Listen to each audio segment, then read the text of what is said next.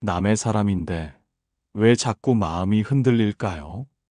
스쳐 지나갔을 뿐인데 그 사람의 눈빛이 전생처럼 낯설지 않았습니다. 그 마음이 단순한 욕심이었다면 이토록 깊고 아프지는 않았을 것입니다. 사랑이라 믿었습니다. 그러나 남의 사람이라는 이유로 그 감정을 감춰야 할 때 우리는 혼란에 빠집니다. 부처님께서는 말씀하셨습니다. 전생의 인연이 지금을 부른다 해도 지금의 업이 바르지 않으면 그 인연은 길이 아니니라.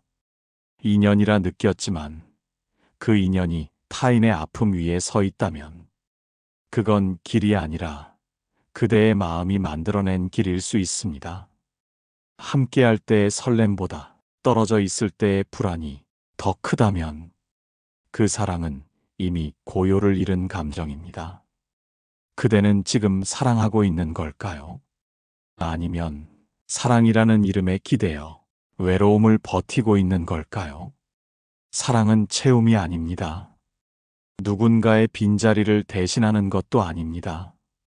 사랑은 함께 있어도 흔들리지 않는 마음의 평온입니다. 그대의 사랑이 지금 누군가의 삶을 흔들고 있다면 그 감정은 자비가 아닌 집착일 수 있습니다. 그래서 우리는 물어야 합니다. 나는 지금 사랑하고 있는가? 아니면 그저 사랑이 필요했던 것인가? 부처님께서는 말씀하셨습니다. 탐욕은 인연을 가장하고 연민은 욕망을 감싸 안는다. 그러니 그대는 자신의 마음을 먼저 살펴야 하느니라.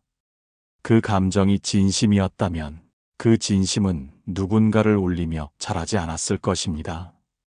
진심은 부끄럽지 않아야 하며 운명은 남의 삶을 훔치지 않아야 합니다. 놓아야 할 인연을 끌어안으면 그 마음 끝엔 고통만 남습니다. 사랑이란 이름으로 자신을 무너뜨리지 마십시오. 지금 그대의 마음부터 살펴보십시오. 그 사랑이 진심이라면 탐욕이 아닌 자비로 피어나야 합니다. 그렇게 할 때 우리는 깨달음을 얻고 영원한 행복을 찾을 수 있을 것입니다. 놓았다고 말했지만 마음은 아직 그 사람의 온기에 젖어 있습니다. 사랑이라 믿었던 관계를 끝냈다 말하면서도 그 이름을 들으면 가슴이 저릿해집니다. 그대는 지금 진심을 놓은 것이 아니라 진심을 안고 고통을 선택한 것입니다. 사람의 마음은 그리 간단하지 않습니다. 사랑을 멈추기로 했다고 감정이 바로 식는 것도 아니고 죄라 여긴다고 해서 그 진심이 거짓이 되는 것도 아닙니다. 그래서 지금 그대는 스스로에게 더 화가 나는지도 모릅니다. 내가 왜 그랬을까? 그때 그냥 모른 척 했더라면 나도 그 사람도 상처받지 않았을 텐데. 부처님께서는 말씀하셨습니다. 허물은 이미 지나갔고 남은 것은 그 허물을 바라보는 그대의 마음뿐이니라.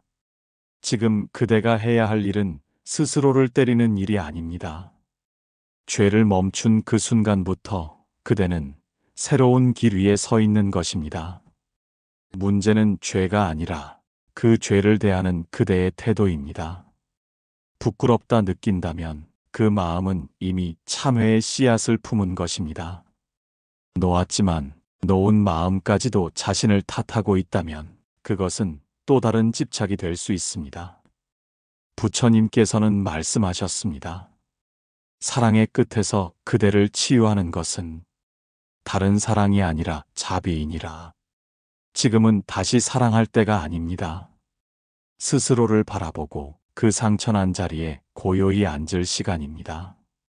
그대의 눈물이 스스로를 위한 것이라면 그것은 이미 고요한 정진입니다.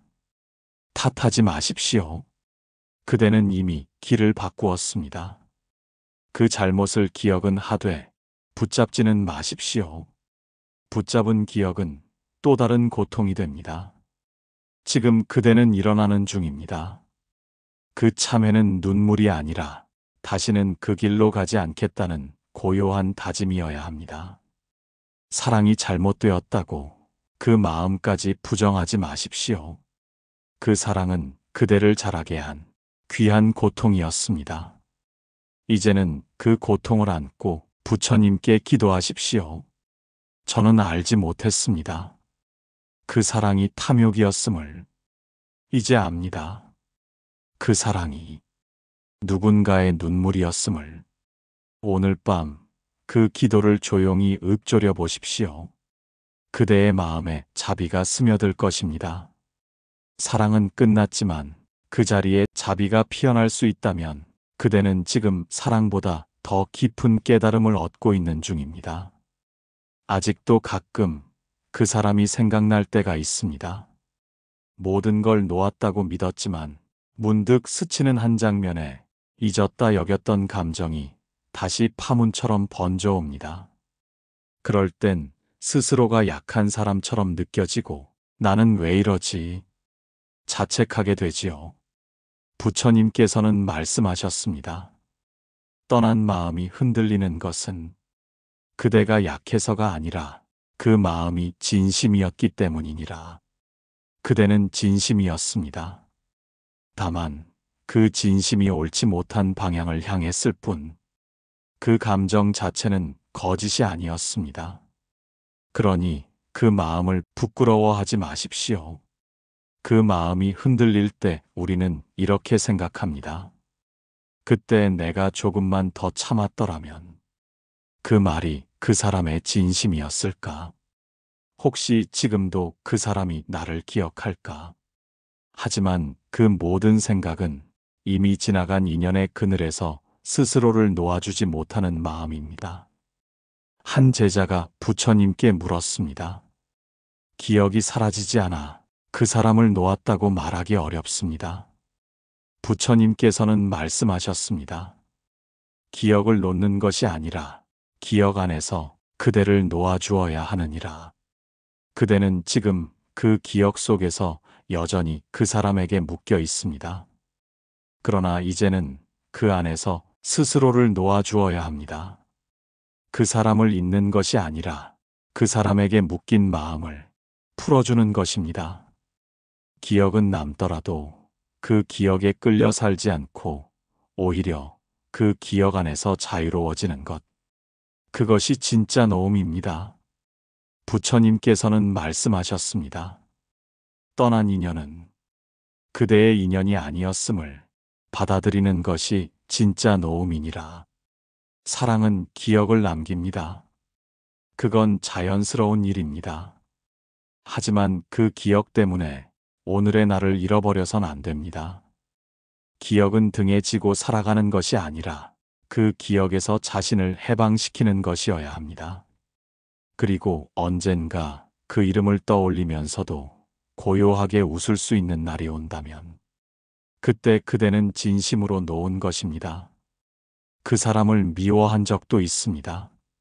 처음엔 분명 사랑이었지만 이별 뒤엔 미움이 남았습니다. 왜 나를 이렇게 만든 걸까? 왜 그때 그런 말을 했을까? 왜 나만 혼자 남겨둔 걸까? 사랑했던 기억보다 상처받은 마음이 더 오래 남아 이제는 그 얼굴을 떠올리는 것만으로도 숨이 막힐 듯 아픕니다. 부처님께서는 말씀하셨습니다. 미움은 사랑이 꺾인 자리에 피어나나니 그 마음 또한 그대의 진심이었음을 잊지 말라. 그대는 사랑한 만큼 다쳤고 그 다친 마음이 스스로를 보호하려 미움으로 바뀐 것뿐입니다. 하지만 그 미움을 오래 품고 있다 보면 그 마음은 결국 그대를 갉아먹기 시작합니다. 다른 누구보다 자신을 더 아프게 만듭니다. 부처님께서는 말씀하셨습니다. 용서란 그대를 울린 이를 잊는 것이 아니라 그 울음 속에서 이제는 울지 않겠다고 다짐하는 것이니라. 그대를 울게 한 기억을 억지로 지우려 하지 마십시오. 다만 이제는 그 기억 속에서 스스로를 괴롭히는 일을 멈추어야 합니다. 그대는 충분히 울었고 충분히 견뎠습니다. 이제는 그 울음을 꺼내어 하늘에 바칠 시간입니다. 작게, 조용히 이렇게 기도해 보십시오.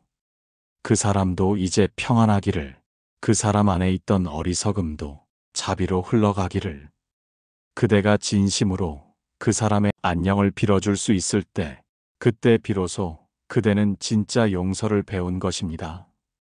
혼자라는 감각, 처음엔 무겁게 다가왔습니다. 함께 있을 때는 외로움을 잊을 수 있었는데, 이제는 매 순간이 공허하게만 느껴졌습니다. 혼잣말은 기도가 되지 못했고, 함께 나누던 공간은 나만 남은 풍경처럼 쓸쓸하게 느껴졌습니다. 부처님께서는 말씀하셨습니다. 고요함은 그대를 버린 것이 아니라 그대에게 돌아가는 문이니라. 그대는 혼자가 된 것이 아닙니다. 다만 자신에게로 돌아온 것입니다. 그 사람의 기분, 그 사람의 시간, 그 사람의 선택에 자신을 맡기던 시간은 이제 끝났습니다. 이제는 그대가 자신의 감정과 시간을 다시 주인처럼 맞아들여야 합니다. 혼자 걷는 길이 불안할 수도 있지만 그 길 위에 새로운 인연은 자연처럼 피어납니다. 부처님께서는 말씀하셨습니다. 진심으로 고요한 마음엔 다시 향기로운 인연이 피어나느니라. 이제 그대는 먼저 맑은 향기가 되어야 합니다. 과거의 사랑에서 탐욕을 내려놓고 집착을 걷어냈으며 죄책감을 자비로 감싸 안았습니다. 그 다음은 그 마음으로 세상을 바라보는 일입니다. 누군가를 기다리지 말고 누군가에게서 사랑받으려 애쓰지 말고 그대가 먼저 사랑이 되어 주십시오. 이제 그대는 조건 없이 부드럽게 조용히 사랑할 수 있는 사람입니다. 그 사랑은 숨기지 않아도 되고 죄책감도 남기지 않는 고요한 사랑이 될 것입니다. 그 사랑은 더 이상 상처가 아닌 그대의 수행이 될 것입니다. 다시 사랑할 수 있을까요? 그 사랑이 이번엔 괜찮을 수 있을까요? 예전의 상처가 떠오르고 또 무너질까 두렵고 다시 누군가에게 마음을 내어주기 망설여집니다. 부처님께서는 말씀하셨습니다. 사랑하되 그대가 먼저 그대의 중심에 서 있거라. 과거의 사랑은 기댄 사랑이었습니다. 불안했고 숨겨야 했고 누군가를 아프게 하면서 간신히 이어지던 관계였습니다. 그러나 이제 그대는 자비를 배운 사람입니다. 탐욕을 멈추었고 업을 돌아보았으며 미움조차 품을 수 있는 넉넉한 마음을 갖게 되었습니다. 이제 시작되는 사랑은 더는 집착이 되어선 안 됩니다. 상대가 없어도 그대는 무너지지 않고 그대가 없어도 상대가 괜찮을 수 있는 사랑. 부처님께서는 말씀하셨습니다. 두 마음이 함께하되 그 안에 나와 너를 잃지 않을 때 그 사랑엔 괴로움이 없느니라. 사랑은 받는 것이 아니라 함께 존재하는 일입니다. 그 사람이 오기 전에도 그대는 충분했습니다. 함께 있어도 더 깊어질 수 있는 나로 머무르십시오. 어느 날 그 사람과 함께 있으면서도 불안하지 않다는 걸 깨닫는 순간이 옵니다. 예전처럼 같이 있어도 흔들리지 않고 떨어져 있어도 허전하지 않은 마음. 그것이 바로 자비로 완성된 사랑입니다. 부처님께서는 말씀하셨습니다. 자비는 머무는 것이 아니라 흐르는 것이며 사랑은 갖는 것이 아니라 함께 걸어가는 길이니라. 그대는 이제 그 길을 걷고 있습니다. 사랑은 언제나 끝날 수 있습니다. 그러나 그 끝에서 배운 것이 있다면 그 사랑은 어리석음이 아닌 지혜가 됩니다. 부처님께서는 말씀하셨습니다. 사랑은 얻기 위함이 아니라 배우기 위함이니라. 그대는 이제 사랑을 통해 자신을 단단히 일으킨 사람입니다. 그 손에 남은 마지막 미련조차 조용히 놓을 수 있다면 그때 비로소 그대는 사랑보다 더 깊은 자비의 길을 걷고 있는 것입니다.